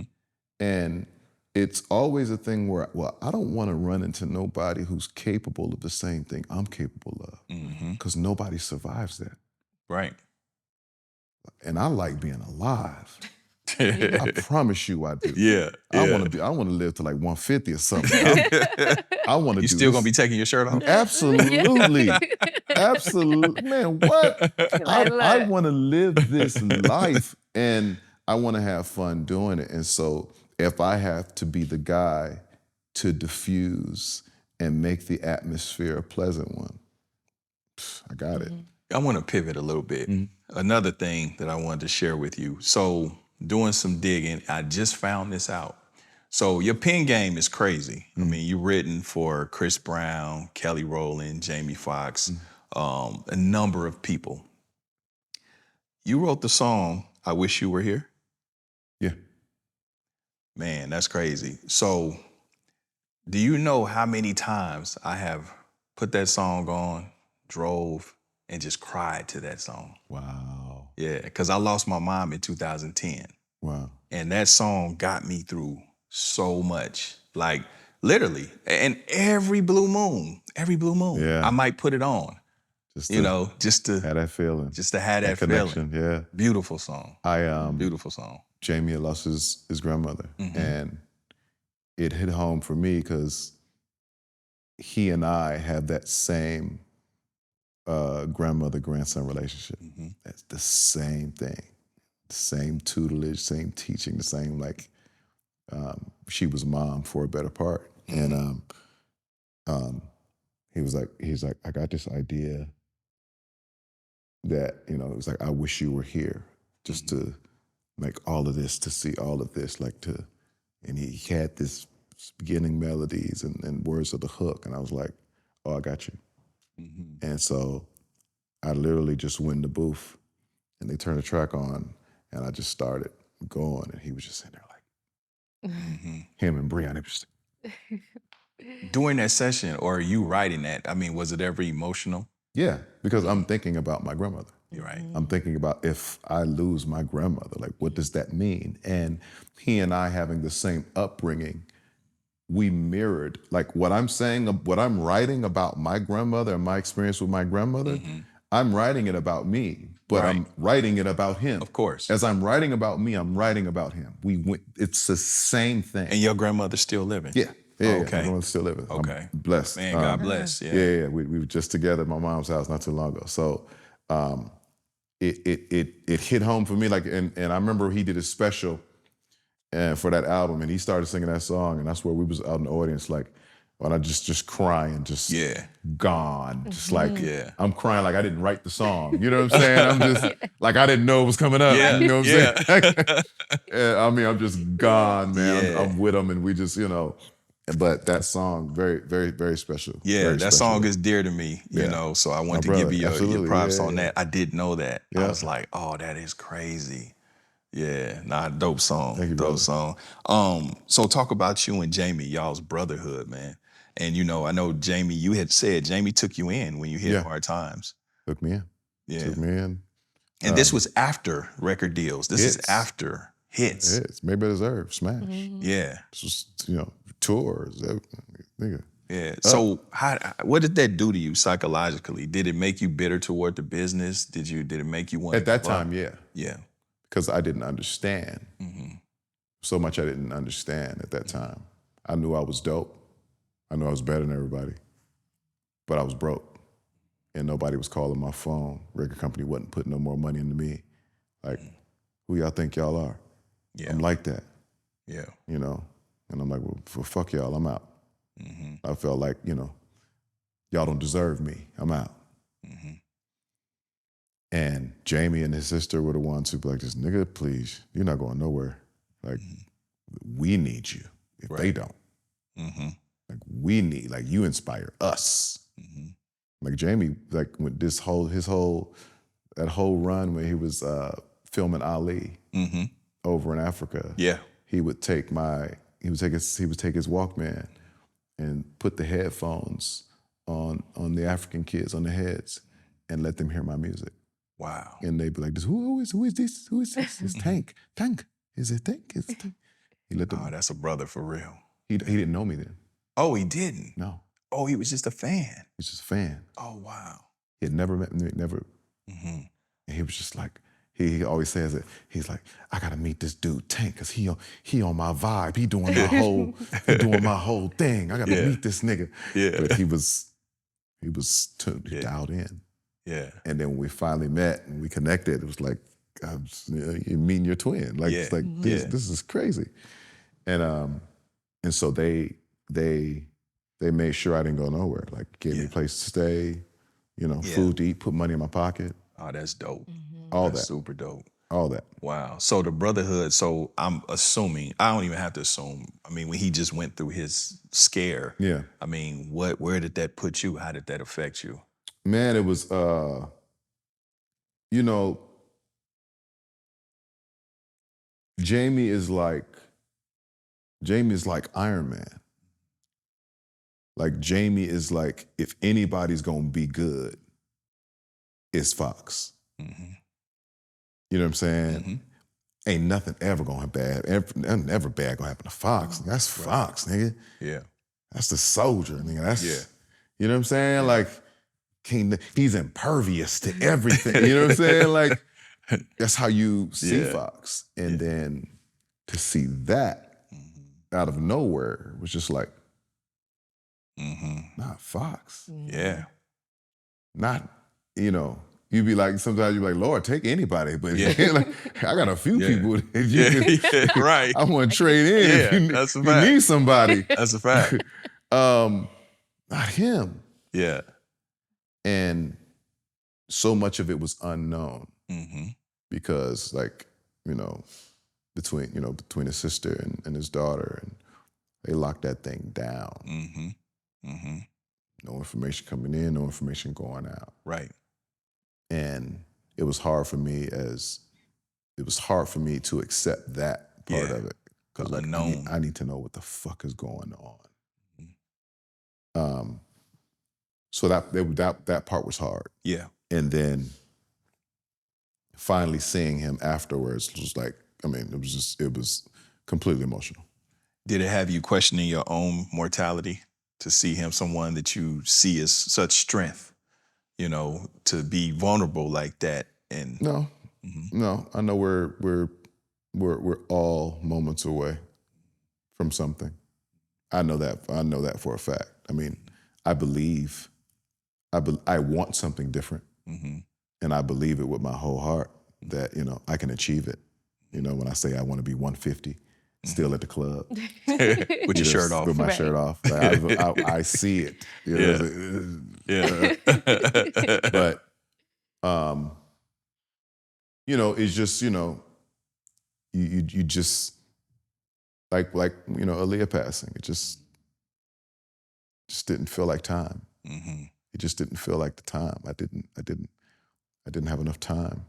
Dude, with all the reward that you reaped in the business, do you feel like you've been beat up a little bit in the business?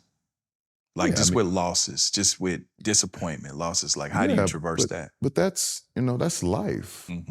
As we talked about lifing earlier. Like, I got a construction company. You know, you got a, you know, these guys are gardening out here. You got a gardening company. Like, the ups and downs are par for every course. That's a fact. You know, and how you deal with those ups and downs, you know, that's the conversation. Not if you're going to have them. Nigga, you're gonna lose some fights. Right. It's not a matter of if, you are. Right. What are you going to do when you lose those fights? Like, and so I've committed to the course. Yeah. And everything that comes with it. So, you know, I dance in the sun and in the rain. I dance. I don't care what's going on. They're like, you good? Hell no. Well, why you dancing? Well, why you dancing like that? Say hell no. Because I dance, nigga. You said you good? Hell no. You know you on fire, right? Yeah, I know. Why you still dancing? That's what the fuck I do. I dance, nigga. I love that. I love all this shit. Like, I love it. I love it. You have to embrace it. Stay in your furnace. They ain't invented a hard time Tank can't handle. Yeah.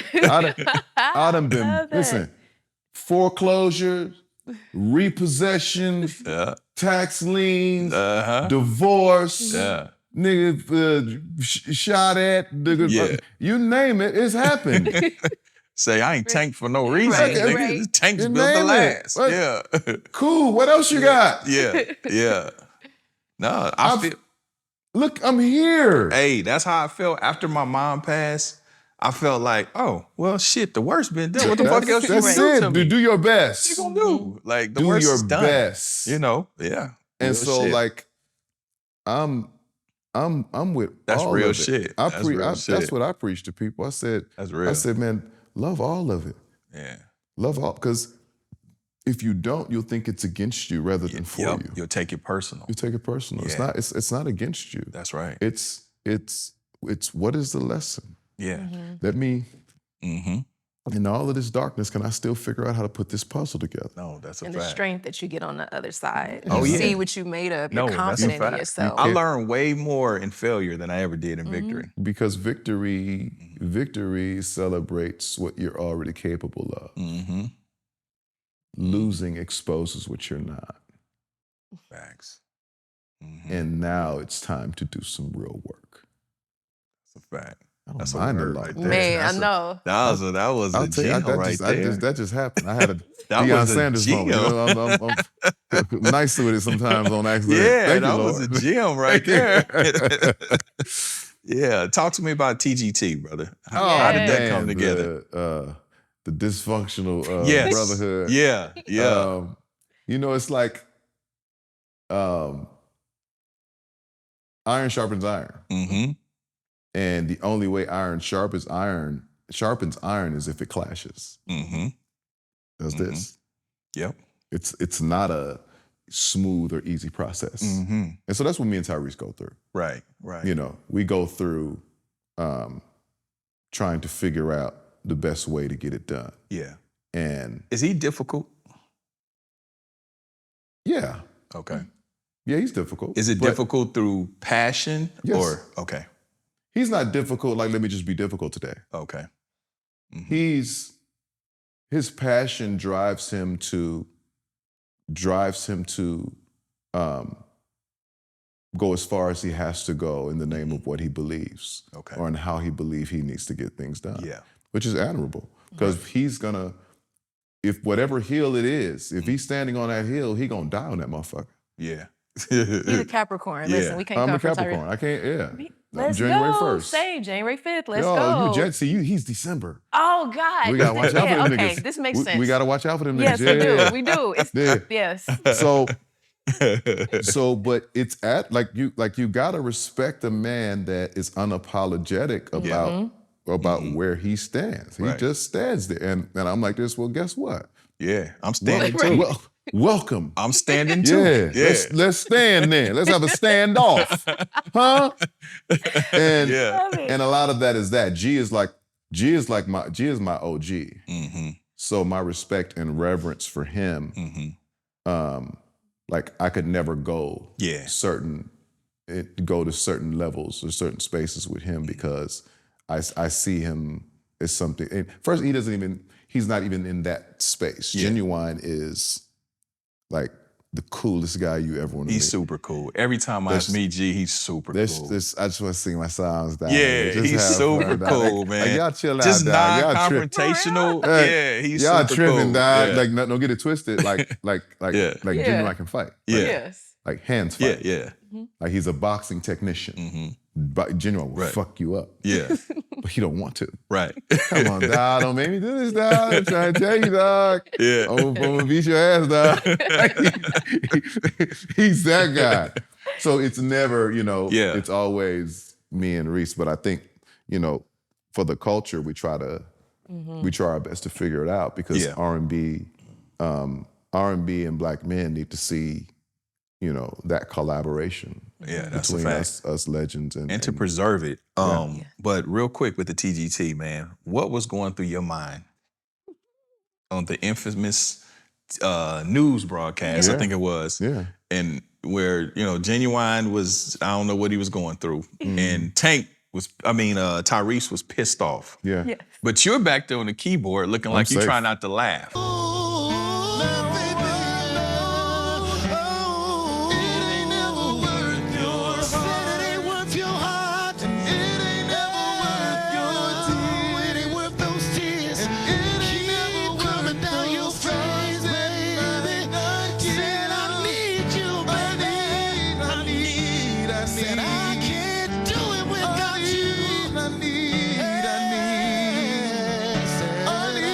I'm safe.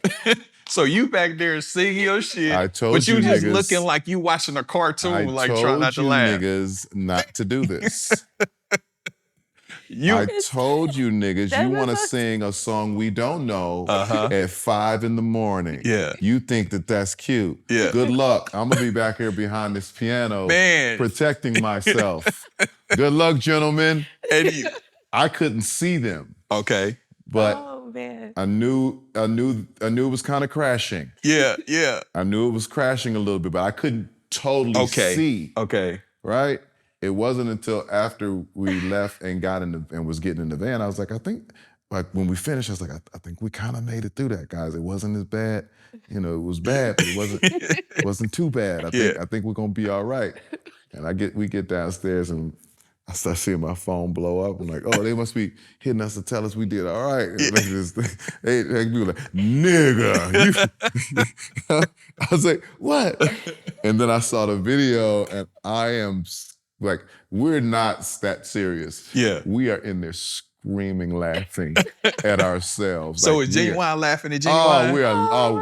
we are dying laughing. I'm like, gee, what? I said, first of all, I told you not to let Tyrese talk you into taking that 5-hour energy extreme.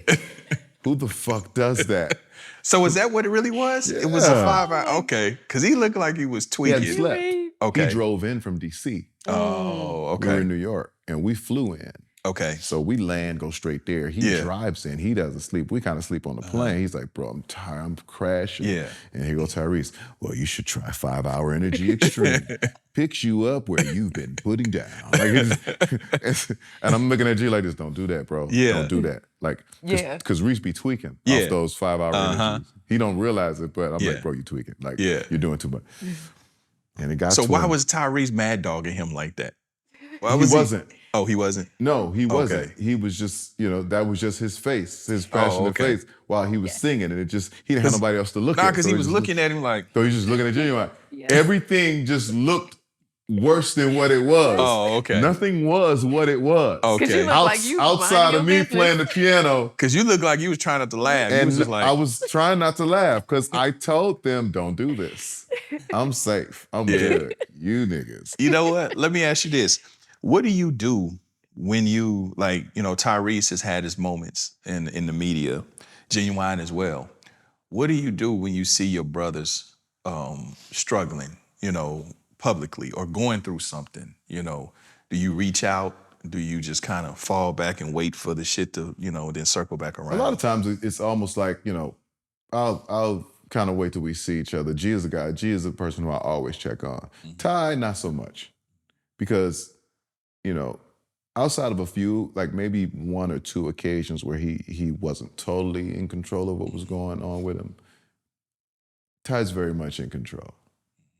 Like he's very much okay with the consequences and the fallout that comes with the things that he said and things. He's more calculated in that space. If Ginuwine is ever having a moment, he's a guy that I really check in on because he's just not on that. Gotcha. He's not, he's not looking for some type of social. He's not looking for clicks or to go viral. He's not looking to go viral. Yeah. You know what I'm saying? Yeah. Reese is. Okay. Reese won't. So he's a little more intentional, a little more Kanye West, just trolling a bit. I'm going to get him talking. T. Watch what I do. And they fall for it every time. They fall for it every time. Oh, Tyrese done lost his mind. And he just sitting back laughing. Yeah. Like this. I got him going, T. Watch the next thing. Hey, watch the next thing I post. It's going to go crazy. And I'm just sitting there laughing, watching it all play out. And it loops back to when I say social media is not a real place. Like you can do whatever you want to in this place. You can sway them however you want in whatever direction you want them to go. Listen, Malcolm X said it the best. He who controls images controls people's minds.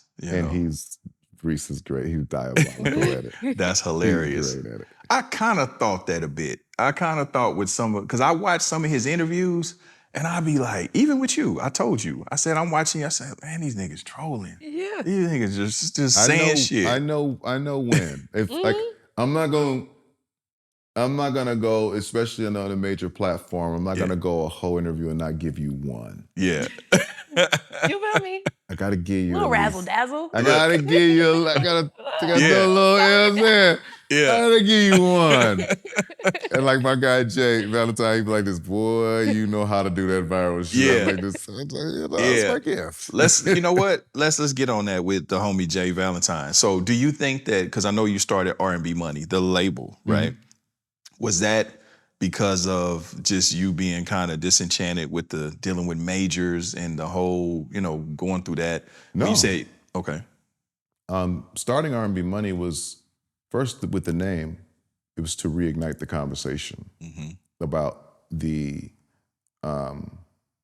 idea of R&B music being lucrative, to dispel the myth that, because everything that, for some reason, anything that has money attached to it, just the word money is like, people are enamored by it. Young money, cash money. Yeah. It's like, what they doing over there? You see a movie called Funny Money. Like, what the money you doing is making people laugh? Like, the word money is so simple, but to middle America, to people who don't have a lot of it, it's a call out. I need to know what's going on over there because apparently there's money there. I wanted people to start associating R&B music with money again. Mm-hmm. Just simply that. We don't have to say R&B success or Right. R&B legacy or Yeah. R&B. Just simple. Mm-hmm. Money. There's money Yeah. in this R&B thing. Yeah. And so just that simple fix, that simple adjustment started making people just out of the blue. R&B money. I know you got that R&B money. Yeah. I know you guys. I see you. Yeah. It made everything look different to people because now that I named it R&B money, he must got a lot of money. Yeah. Or whatever he's doing must be generating a lot of money. So it just started putting more eyes on us. Everything became R&B Money, R&B Money Podcast, R&B, which is album, super dope. R&B Money. Which is one of my favorite platforms. Well, thank you, brother. Yeah. I enjoy a lot of it because you have a lot of the greats that I grew up on. Let me ask you this: do you think that? Why do you? Let me rephrase it. Why do you think that R&B is kind of? I'm not gonna say dying off, but R&B as we know it to be. Why do you think that genre has kind of gotten, I'm gonna say, watered down a bit? And hold on, can I give a second part to your question? Because I was gonna ask the same thing. What do you feel now about the conversation around like your Adeles and your like Sam Smith when he came out and them being the face of R&B and not necessarily us anymore? Well, here's what I'll say. R&B is not, only thing that R&B is lost is its positioning in terms of the mainstream, in terms of what's promoted. But that's not because of the music itself. It's because the message is no longer mainstream. Love is no longer mainstream.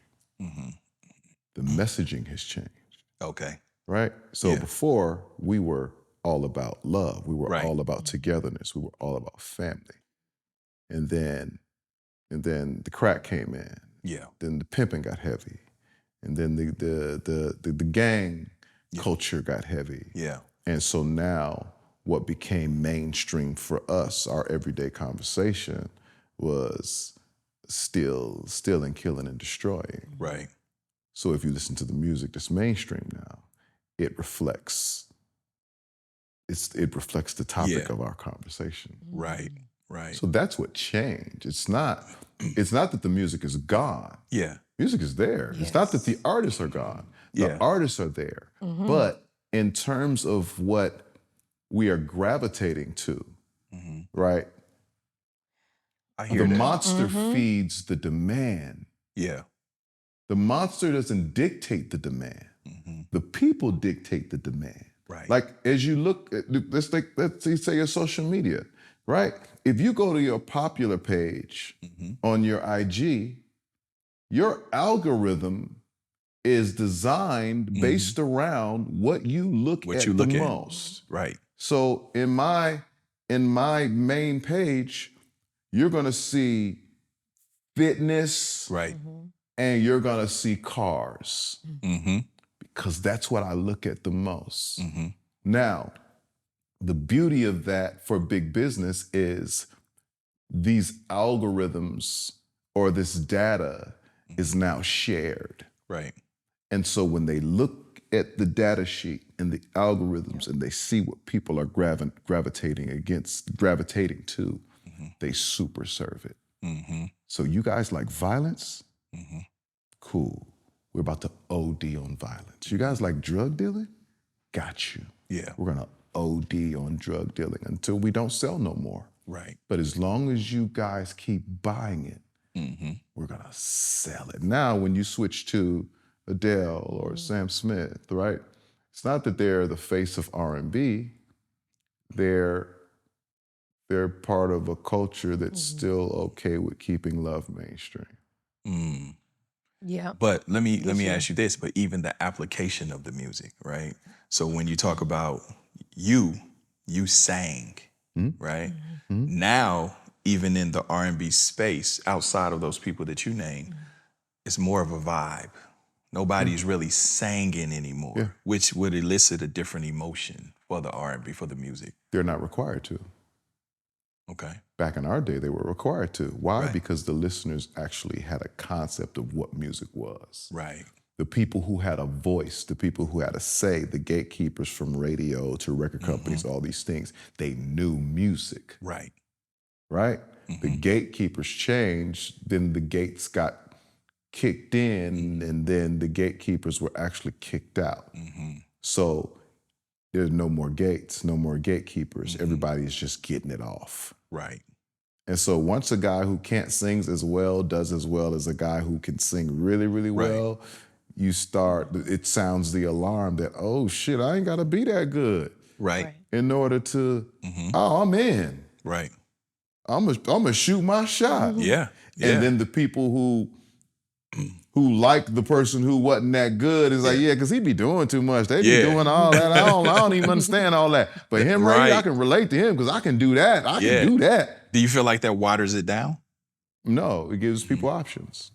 Okay. The top is still the top. Yeah. Beyonce is still Beyonce. Drake is still Drake. Yes. Kendrick Lamar is still Kendrick Lamar. The top, the people like Kanye is still Kanye. Right. When you talk about like the food chain as it pertains to what is, when the smoke fucking clears, ain't nothing fucking with real shit. Yeah. That's gonna sustain. Yeah. Yeah. Nothing is fucking with real talent. I don't care how you slice it. All these, everybody gets a shot at the bag. Everybody gets a shot at making a little money. But you want to fill that arena? Chris Brown. Yep. You want to fill that arena? Travis Scott. You want to fill that stadium? Beyonce, Chris. Yeah. There ain't that many of them. That's a fact. And guess what they all have in common? They're really fucking good. Really fucking good. Yep. Really fucking good. So being mediocre has a price. Not being well studied and not being well versed in your craft, it's going to cost you. You can get it off. You can turn the computer on. You can let the auto-tune do all the work. Yeah. It's going to cost you. Yeah. It's going to cost you. How do you adjust to that in terms of you being, you're an OG at this point in the R&B game. Do you embrace some auto-tune in some ways? I do all of it. Okay. Because I'm also technical. I'm not just gifted. I'm also technical. Okay. So I understand how and why all of this shit works. Right.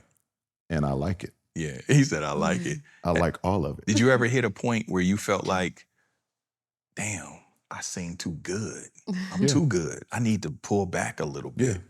Because I was singing for me. Yeah. I wasn't singing for nobody else. Okay. I was competing with the man in the mirror. Yeah. I was singing so that when I heard it back, I was like, ooh, niggas ain't on that. But the consumer may not feel the Because same they had way. no fucking idea what I was doing. They don't understand scale and music theory. I'm waiting for somebody to identify that run I did at 1 minute and 45 seconds. Right. I'm like this, did you hear that? They're like this, no, I don't even, what'd you do right there? And I'm like, you don't get this? You don't see what I'm doing right? Right. And so once I stopped singing for myself and started singing for the people, that's when I truly had success. Yeah. No, yes, absolutely. Because there are moments where I'll let you know who and what I am, and I stand alone. But then there are a lot of moments where I'll stand with you and say, nah, you can do this. You can do this with me too. Yeah. And so I know when to have those moments. I know when to show you that